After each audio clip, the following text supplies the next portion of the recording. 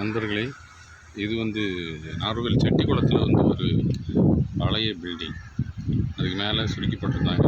அதுக்கு மேலே தரவோடு எடுத்துட்டு மேலே பிளாஸ்டர் பண்ணியிருந்தாங்க.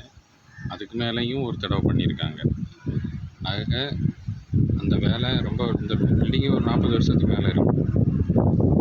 அதில் இருக்க எல்லாத்தையுமே எடுத்துட்டு சரியாக அதை சுத்தம் பண்ணி கார் வாஷ் வச்சு அதுக்கப்புறமா வாட்டர் ப்ரூஃபுக்கான இதெல்லாம் அடித்து நீட்டாக ஃபுல் தரையும் போட்டுட்டு என்ன பண்ணியிருக்கோம்னா சுத்தமாக பாத்தி கட்டி தண்ணியை வச்சுருக்கோம். இது இந்த காங்கிரீட்டு க்யூரிங் மாதிரி தண்ணி விட்டுருக்கோம். ஏன்னா அப்போ தான் இது நல்ல ஒரு செட் ஆகுங்கிறதுனால.